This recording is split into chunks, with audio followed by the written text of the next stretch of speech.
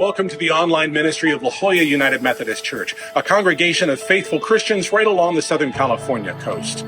Together, we seek to grow in our individual spirituality and in connected community with one another. All are invited to join in this vibrant faith community. For more information, visit our website at lajollaunitedmethodist.org. May you be enriched in the hearing of these words, and may you receive and enjoy God's blessing.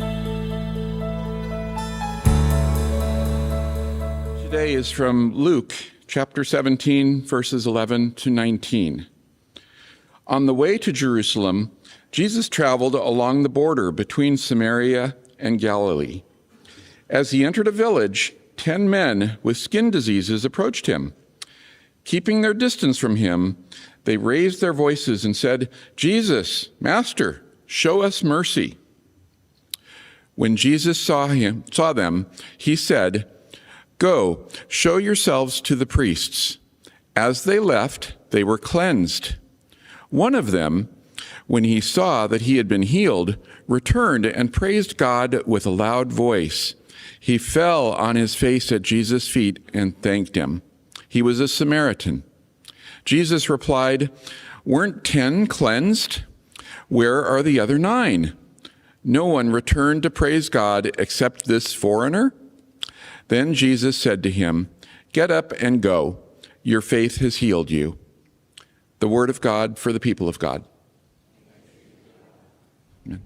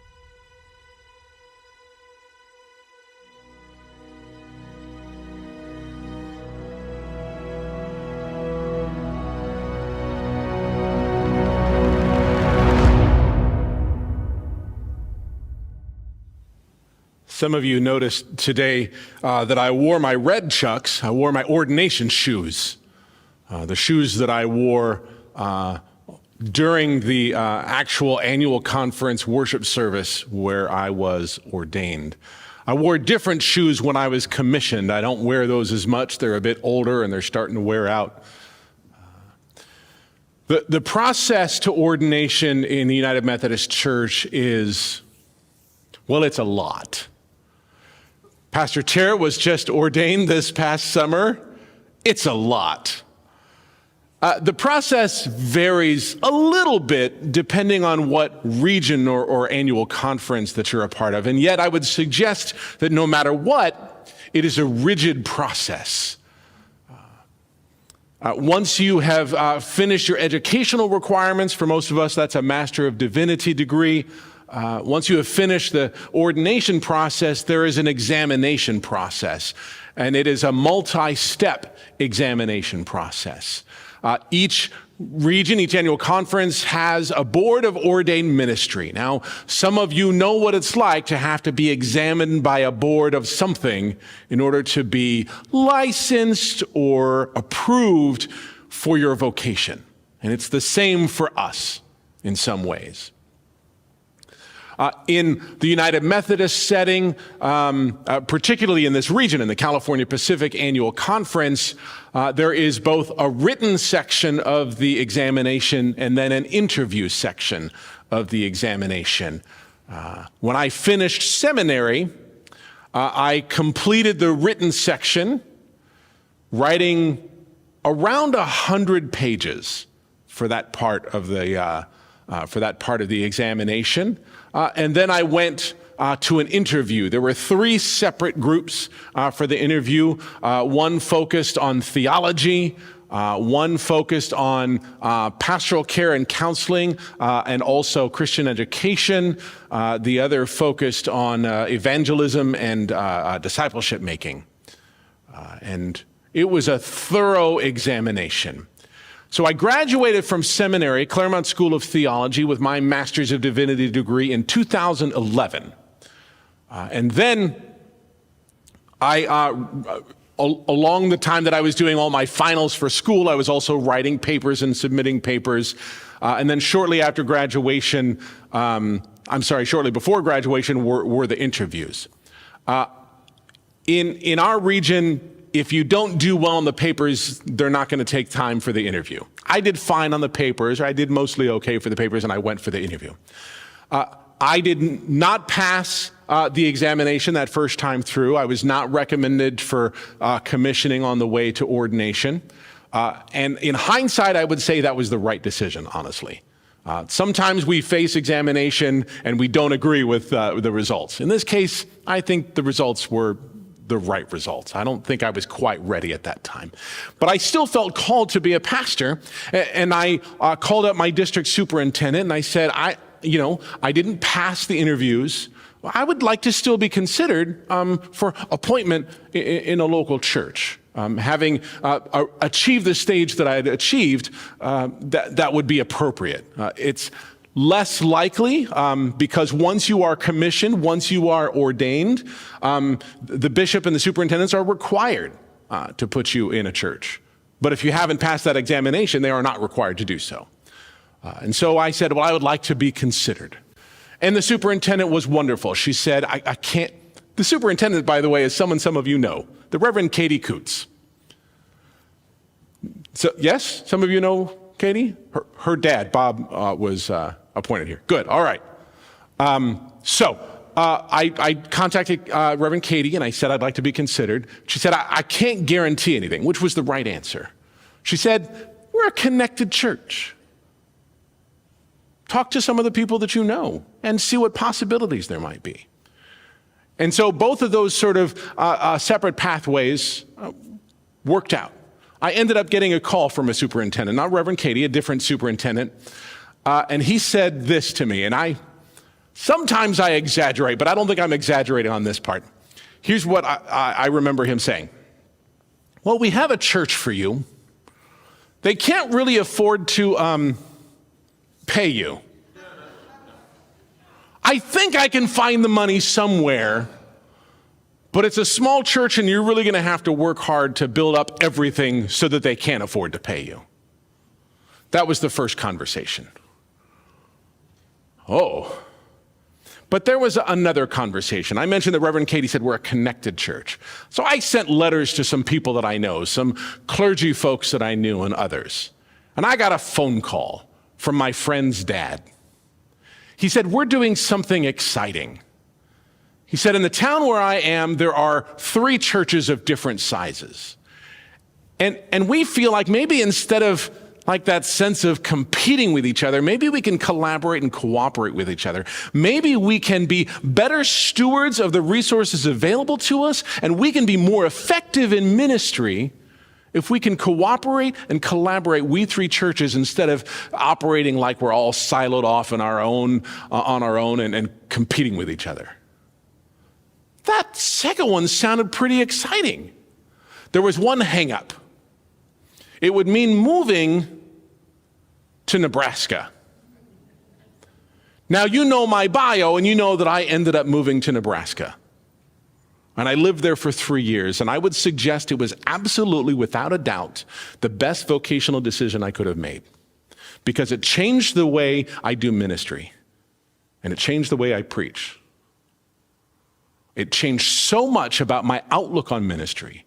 It changed so much about how I feel so drawn to collaborative ministry. Because friends, we're all in this together. And it was this experience in Nebraska that helped me to see that more clearly. Now, part of what that meant is we had to move to Nebraska. Now, it's one thing to pack up your stuff in a little, 3-bedroom apartment on seminary campus, to move to another town in California. It's another thing to pack up all your stuff to move to the Midwest from the West Coast. And to move everything, and we had movers, but we had to pack ourselves. We had to get it on a truck that we didn't schedule to a place that we had never seen other than through cameras and screens, and into a town where to that point we had spent a grand total of 72 hours. We didn't know where stuff was or how to get anywhere. And to kick it off, not only did we have to move there, but I had to plan to fly back because I was still scheduled to lead a camp. It was a lot of planning, a lot of detail. It didn't all go perfectly, and we got there. It was really hard, and it was a journey. And as I look back on that journey, I know that it was absolutely worth it, even though when faced with the decision of staying in the place, in the state where I grew up, and that I knew where stuff was, and I knew how to get from one town to another, to a place where, goodness, my cell phone didn't even work because I was with a different company. And I didn't know how to get from one place to another. And I didn't even know where the grocery store was. And it was all worth the journey. And I wonder if you've had that experience too, where you faced something and there was a process and there was planning and there were details and you had to go through all the mud and all the stuff, figurative mud, to get to where you wanted to go. And maybe you didn't even have a clear vision of where you were headed. Maybe you didn't know all of what it looked like, where the grocery store was, for instance. But when you look back on it in hindsight, all the difficulties of the planning and the journey were worth it. I hope you've had that experience. I really do. I hope you've had that experience.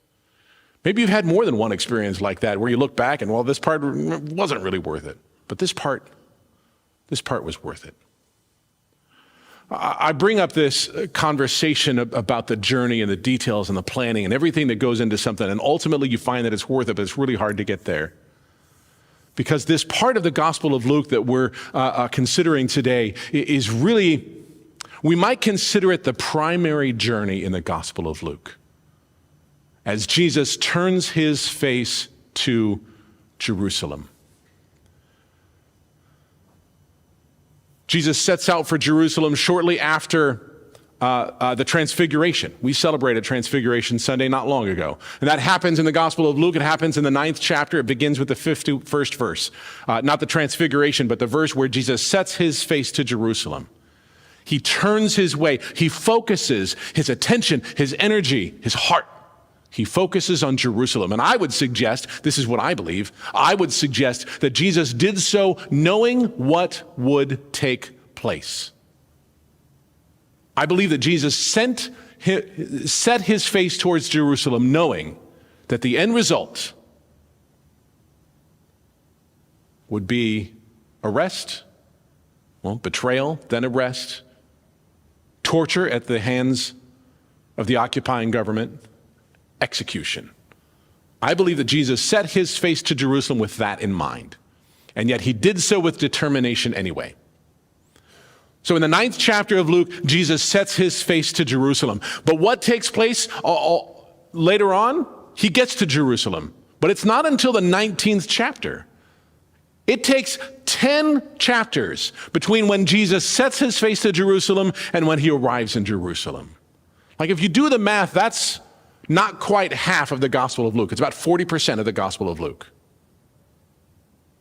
where Jesus sets his face to Jerusalem. Now, if you've been getting those daily text messages, if you've been following the daily readings, that's day 15 through day 28. That started on March 10th, and you're still reading it now. You're not going to be done until March 25th. That's how much of the reading of the Gospel of Luke. And he shows this same determination, even knowing what is to come. So you imagine that journey that you've been on, where you know that you're headed in this journey and your focus is there. You probably have to take that time to really center your priorities. I'm not going to waste time on the stuff that's less important. I'm going to focus on the stuff that's absolutely important. And part of why I highlight that is because I believe, at least in my reading of the Gospel of Luke, these 10 chapters continue to show how Jesus lifts up the lowly. And he does this in a number of ways. I think we have some more slides on this. Those 10 chapters include some very familiar stories. Jesus is tested about the greatest commandment and tells the parable of the Good Samaritan. This is in Luke chapter 10. Now, we're going to talk in a minute about who the Samaritans are. But by Jesus telling a story where the Samaritan is the hero is mind-blowing for the Jewish community of the time. It is completely unexpected. How could it be possible for a first century Jew would say, how could it be possible for one of those people to be the good guy in the story? But just after Jesus sets his face to Jerusalem, this is the parable he tells. Where one of the most marginalized communities in terms of the Jewish tradition, one of the most marginalized communities is lifted up, is told, is talked about as the hero of the story. Now, it's also in this time period where Jesus visits Mary and Martha. It's also in this time period that Jesus teaches the disciples to pray, the Lord's Prayer. 2 different times in Luke 13 and 14, Jesus heals on the Sabbath. There's more. The parable of the Pharisee and the tax collector that we've talked about recently in Luke 18. This takes place in this time period, where Jesus responds to a rich man's question and says this quote, "It's easier for a camel to squeeze through the eye of a needle than for a rich person to enter God's kingdom." That's Luke 18. And in Luke 19, which we'll talk about next week, Jesus meets Zacchaeus. All of these familiar stories, these stories that we remember, these stories that touch our hearts, these stories that are a part of our faith formation, take place in this significant section of the Gospel of Luke. Now, there are others. Jesus warns about his arrest in chapter 9. Jesus talks about loving your neighbor in chapter 10. Jesus condemns Pharisees and legal experts. That's in chapter 11. Jesus warns against greed in chapter 12. Jesus demands genuine change in chapter 13. I skipped one. Back at the end of chapter 12, there are conflicts started by Jesus as, how does he go? "I came to cast fire upon the earth. How I wish that it was already ablaze." That's a hard thing for folks to hear. That's in this section of the Gospel of Luke.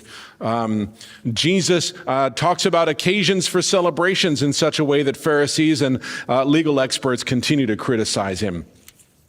Jesus expresses sorrow for Jerusalem. Jesus talks about faithfulness with money in chapter 16 with a parable. Jesus talks about, responds to Pharisees who are money lovers. The Pharisees who were money lovers heard all this and sneered at Jesus. That's chapter 16, verse 14. There is a lot that happens in this section, and continually Jesus lifts up the lowly, and continually Jesus gets into trouble with the Pharisees and the religious leaders. And what are some of the critiques that we heard from the Pharisees and the religious leaders? Just in those very brief examples, They're mad, it seems, in my interpretation, they're mad that Jesus continues to lift up the lowly, the tax collectors, the sinners, the prostitutes, those who are marginalized. And yet in this journey towards Jerusalem, as Jesus sets his face toward Jerusalem, he focuses on his highest priorities. And to my reading, that's lifting up the lowly and the marginalized. I think our next slides have to do with who the Samaritans are. Am I right about that, Cam? People with skin diseases. The text we read today, thank you, Steve, for reading. The text today has to do with people with skin diseases. What's up with people with skin diseases? We see people with skin diseases from time to time, don't we? Do we make them leave? Not necessarily. No, of course not. We have greater compassion. But in the Jewish tradition, in fact, coming from Leviticus chapter 13, those who have a skin disease, and remember that comes from the Greek word lepra, which is where we get the English word leprosy, they must wear torn clothes. They must. They must have disheveled hair. They must cover their upper lip. I don't know if that's with a mustache or what. I'm just not sure. It's unclear to me. They must cover their upper lip, and they must announce themselves. Can you imagine? Can you imagine what it must be like that any time you're near anyone else, you have to name your uncleanliness?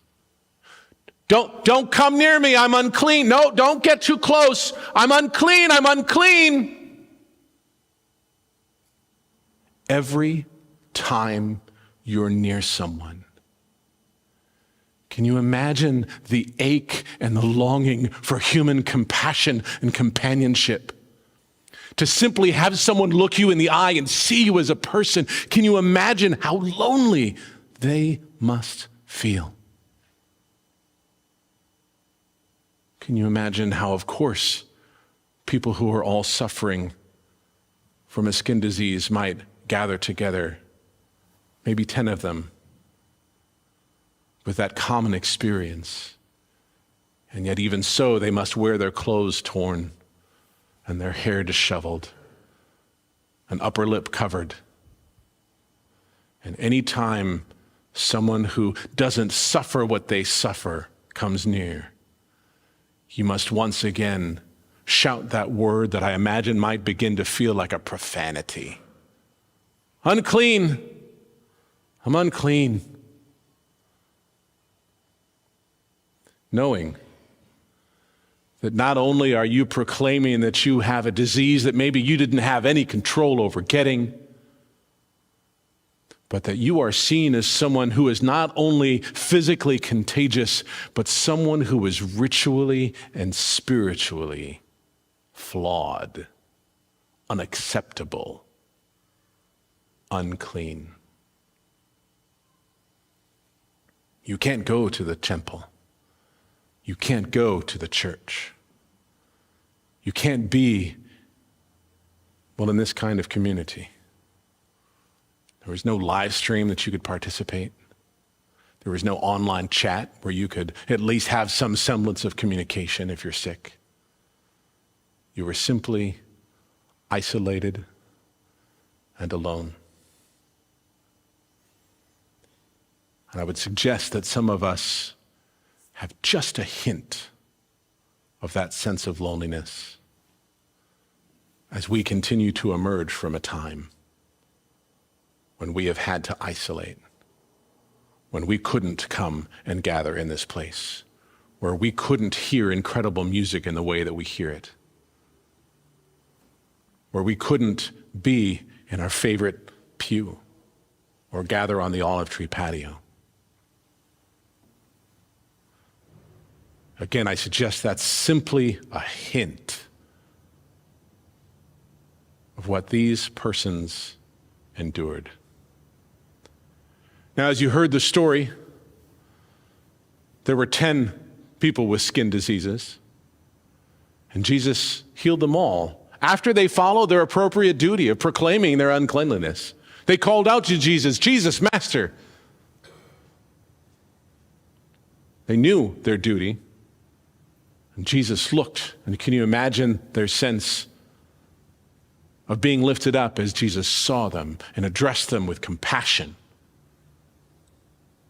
Because I imagine that what they were used to is that flinching look where someone doesn't even want to get too close. But Jesus sees them. And he says words of compassion, and he tells them that they are healed. And he not only cares for their physical cleanliness, he says, go and show yourself to the temple priest. He's caring for their spiritual cleanliness as well. This is how someone is redeemed in the community after having a skin disease. If that skin disease goes away, you have to present yourself to a priest in the temple. Jesus says, go and do this thing. Enter back into community. And they all leave except one. And do you remember who the one is who comes back? Now, it doesn't tell us who all 10 of them are together. It doesn't say that they're all Samaritans. It doesn't say that they're all Jews. It just doesn't say. What it does tell us, what Luke tells us, is the one who came back is a Samaritan. The one. My reading is he's the only Samaritan in the group. And he is the one who comes back. He is the hero of the story. So what is it about Samaritans? I think we have a slide about this too. The division between Samaritans and Jews goes all the way back to the Babylonian exile in the 6th century the 6th century BC or BCE. The Babylonian exile, the Samaritans would say that they lived in the northern part and were not subject to exile the way most of the Jews were.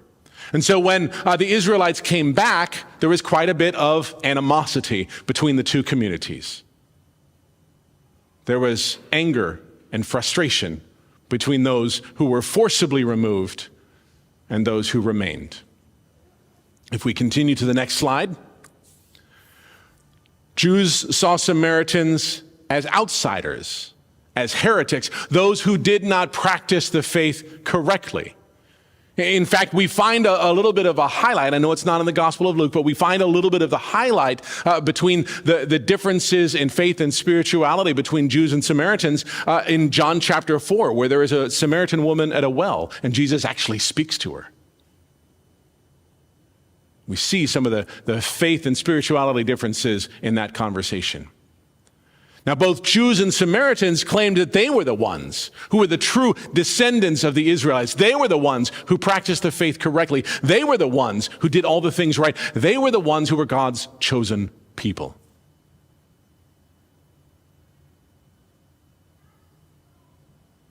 Now, Samaria is located between Galilee to the north and Judea to the south. We have a map that we can show you. If you were a Galilean Jew and you wanted to go into Jerusalem for any of the annual festivals, you had two choices. You could choose to travel through Samaria, or you could choose to cross the Jordan, then come south, and then cross the Jordan again to get back to Jerusalem. A longer, more difficult journey. And most chose the longer, more difficult journey rather than go through Samaria. This is the relationship between Jews and Samaritans. We've heard the relationship between people in the community and those with skin diseases. This intersection of being both a person with a skin disease and a Samaritan, this person who could not possibly be any lower on the social scale, this person who could not possibly be the hero of any story, is the hero in Jesus' story.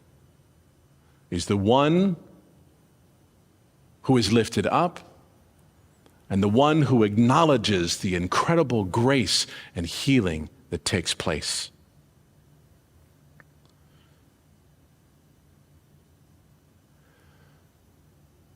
The 9 lepers who leave do so following Jesus' instruction to go and show themselves to the priest.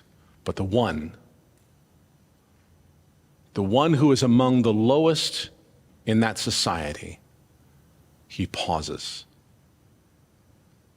And he chooses to express gratitude, to acknowledge the remarkable gift that's been given.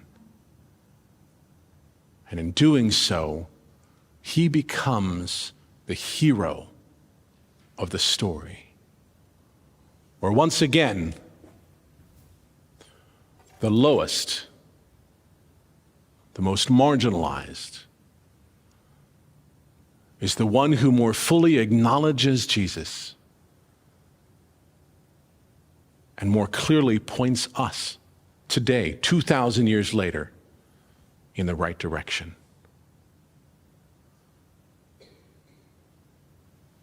Who today